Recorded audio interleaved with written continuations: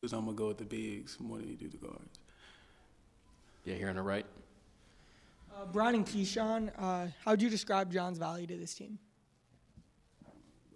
He doesn't he doesn't force it, and he does all the small things, and he definitely uses athletic ability to his advantage, and just having a big that causes so much attention and is a big part of another team scouting report definitely opens up the floor for us guards and our wings to be open on the perimeter. So pretty much what he said. John's progress this year was big for us. He knew he had to step up with losing Devin Thomas last year, and he did a great job in the off season with preparing himself. And with having JC on our team, he draws so much attention, and it just opened up the things for the guards and other players on the team because he has to have that type of attention because of how hard he works, trying to get post position, offensive rebounds, block shots. So he does everything. He does the little things for us that have helped us be successful this year. Right to left on the aisle. Hey, John, I'm going to follow up on the question I asked Keyshawn about Coach and maybe some impatience. Do you feel like he's on the bigs a little more than anybody else? Definitely. There's a certain familiarity of the process I'm going through right now, and the process that he went through when he was at Kansas playing and developing your skills. So it's definitely a bit of a quicker learning curve when it comes to the stuff he wants me to know and find out and develop and put in my game. But he's definitely on me a lot. And like the guy said, if he's not on you all the time, then there's something wrong. And I think he saw the potential in me. And I think that's why he's always on me all the time. Front right. John, you committed to Wake Forest shortly after Manning arrived and started taking over the program. Is it any surprise to you to see this program in the NCAA tournament this quick and this quick of a turnaround? No, I think you can look at his previous coaching job, the way he turned the program around so quickly. I think even though people doubted him as doing it in ACC school, I still like the way he approached the game, the way he spoke about the way it takes time to build a program, and he needs players. And I think that was part of the reason I bought in, especially because he was an all-time great at Kansas. So definitely a lot of factors that went into me committing here, but definitely the way he can turn a program around is proven. Front left here. John, if someone says Danny and the Miracles to you, does that register and mean much to you? And I guess second, if someone said Danny and the Miracles, are you too young for that to mean much or resonate with you? Oh no, it's always brought up whenever just talking to anybody and I find out my coaches, Coach Manning. That's the first thing that pops up. You hear it all the time from all the assistant coaches, and Coach Manning will joke about it a couple of times, but that group and what he did take that group to the national championship game was pretty amazing. I'm not too sure I can find as much film. Obviously, I'm pretty sure if I can ask Coach Manning for some film, he'd definitely bring it up, but that was pretty amazing what he did. Front right.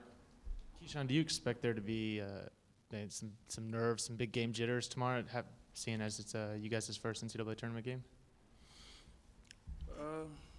Probably, but I feel like our nerves kind of went out the window once we saw our names pop up on the screen. Everybody had that sigh of relief once we found out we made it, and I just feel like everybody just glad we get to play postseason play because that's all we really wanted to do.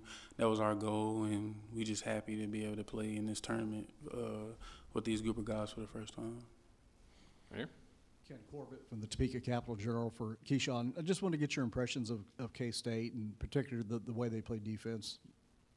Well, we know K-State is very aggressive defensively, and they're ranked, if I'm correct, top 15 defensively in the country. And we know they're going to pressure us, get after us, and really be on us all night. And we just got to make sure that we be strong with the ball, make sure that we get in our spots where we should be in order to handle that pressure, and don't let the pressure get to us. And I just, for us, we had an up and down year, and we've seen everything when it comes from defenses, pressure. So I don't think that should bother us at all, but we just got to make sure we just stay together as a team and handle that pressure real well. Any further questions? Yep, front left. Just one more, John. Was there a turning point for you early in the year when you were productive, but you were maybe fighting foul trouble or some quiet stretches? Was there a turning point for you where you were able to turn that into more consistency in some games where you may be able to play in the mid-30s and minutes and stay out on the floor and stay active? I think it was just a transition from my play from non-conference play to conference play. Obviously, you have to turn it up another notch when it comes to conference play. I think it was just a mental switch for me to be locked in more of the time. Coaches and my teammates stressed me, you know, the value I have when I'm on the floor versus to when I'm off, obviously. So I think it was just a mental switch to me to realize the value that I did hold when we got into conference play. So I think that was it. Any more questions? All right. Keyshawn, Brian, and John, thank you, and good luck tomorrow night. We will be joined by the head coach of the Demon Deacons, Danny Manning, at 6:55. 6:55 for Coach Manning.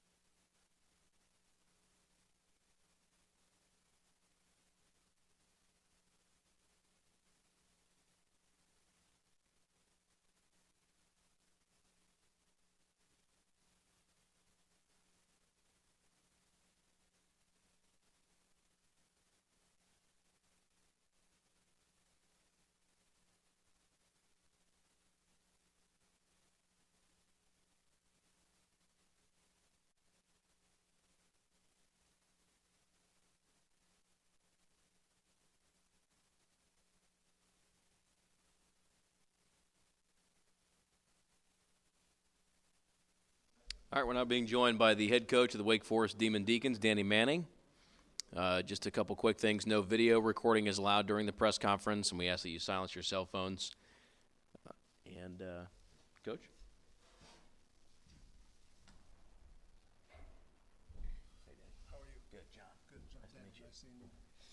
Danny, if you'd like, you can make an opening statement, and then we'll open the floor for questions.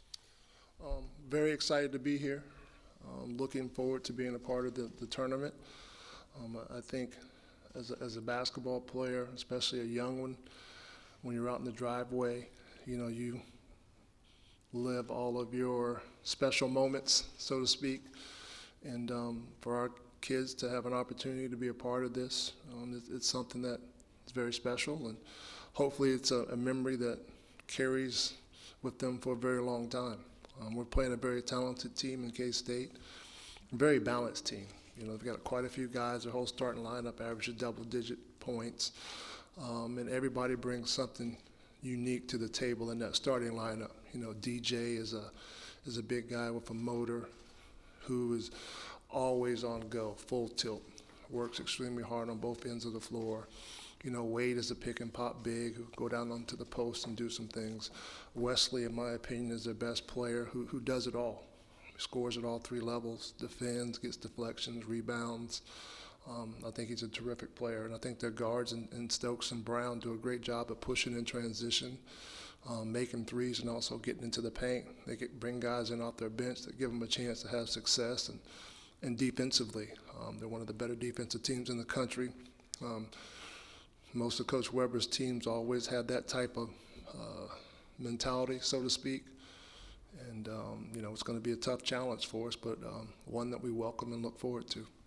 Questions for Coach Manning? Go front left here. Salem Journal. Just as John has elevated his game, has there been anything you've been able to take from your experience as a player, especially whether it's 88 or whatever, to kind of help him as he's become a bigger target? One of the things that we continue to talk about is manufacturing points. And for John, we talk about second chance opportunities, getting to the free throw line, and then early post-ups in transition. And, if he can get anywhere from 10 to 12 points in those categories, we're going to have a chance to have some success throughout the rest of our offense in terms of getting him post touches and just touches in general. But we want him to try to manufacture 10 to 12 points in those categories every game, and he's been doing a really, really good job of that. And then a lot of times, a lot of big guys, getting them to understand that when your team is in the bonus, you don't need the basketball to score. You just post up strong. If you post up strong and the team fouls you, you're in the bonus, you go to the free throw line. And he's been doing a great job of that. Right here, front right. Hi, Danny. Kevin Haskin, Tweed Capital Journal. When you got into coaching, how much was your patience tested because you had played at such a high level, and what still tests your patience today?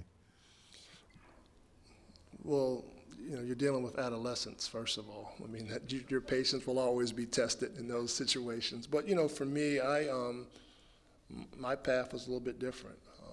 As a player, going through the injuries that I went through, having to adjust and look at things a lot differently, really helped me in the role that I have today. Going through the knee injuries that I went through, you lose athletic ability, you lose quickness, you lose a lot of things, and you have to find a way to get it back. And the only way, in my mind, that I could get it back was to anticipation. And that is studying your opponents and understanding, okay, I'm playing against this player. He likes to go right, 2 bounces to a pull-up jump shot. This is his foot placement when he shoots the basketball. And being disciplined in that regard really helped me out as a player in my career. And it just kind of morphed into coaching as towards the end of my career. I was able to share different things that I saw with my teammates that were out there on the court when they would come to the bench during the timeout. And I retired from the game, and Coach Self created a spot for me on his staff, and been very fortunate and blessed for that, and just trying to take it all in from there. Right here, front left. Danny, when you talk about John manufacturing points, did you have to go through that learning curve as a young player? And John joked that if you needed to produce a tape of the Danny and the Miracles, you could probably pull up one. Would you have one readily available for him? No, I don't. No, my mom might, but I don't have one. For me, being a player, and everyone on our staff, all of our guys played at this level at some point in time. It's, people ask me, well, what's the best post move to teach someone? And I'm like, when you don't have to make a post move. When you're able to get an angle and score, the path of least resistance is the best move that you can make in basketball.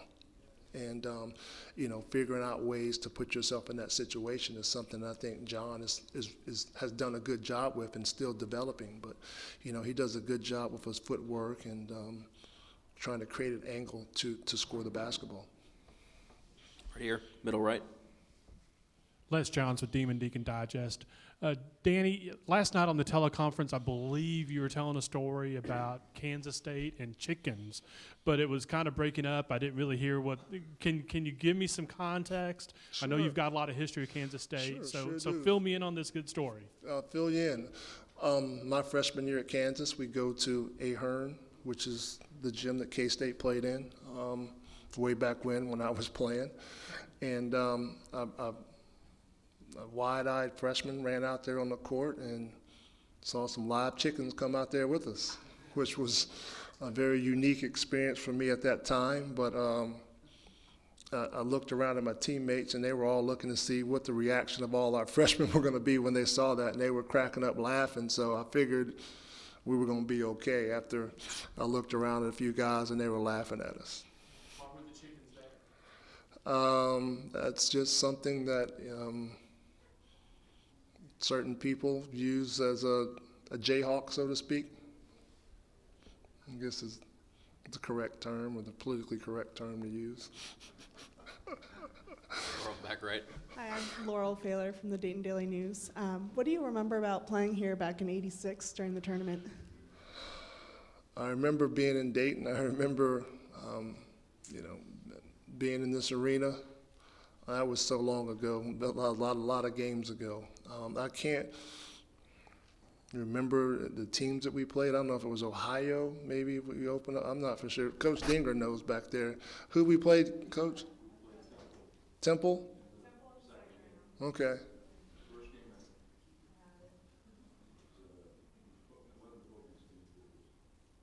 A&T? Yeah, okay, yeah. So that was a long time ago.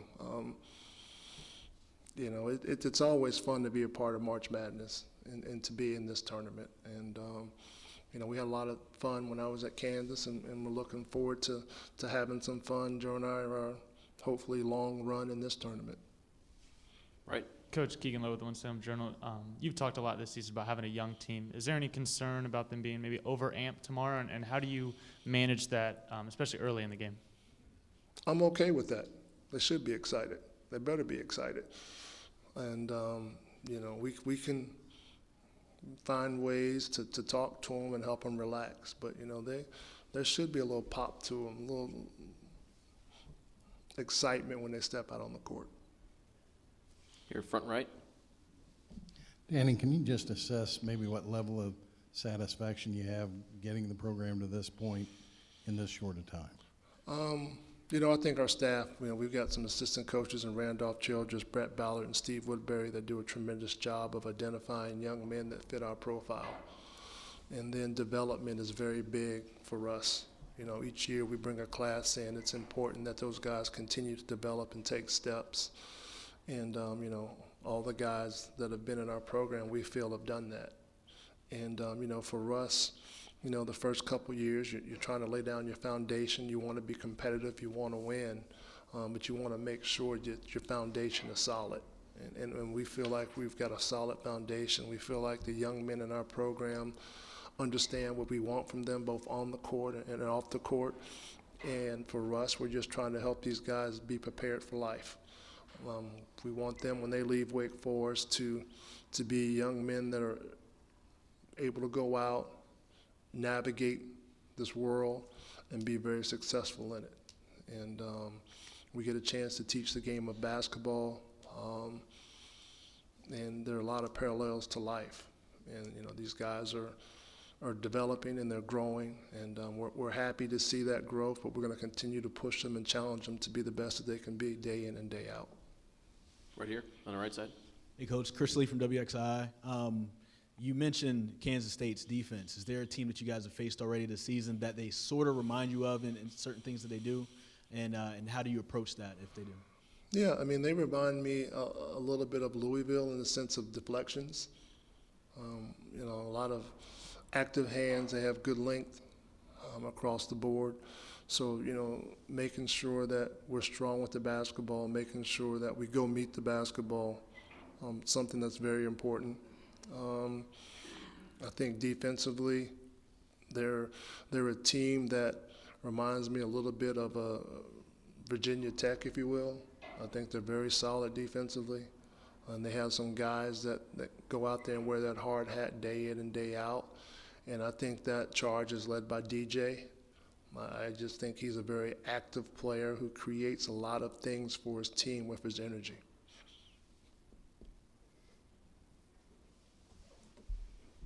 Any more questions for Coach Manning?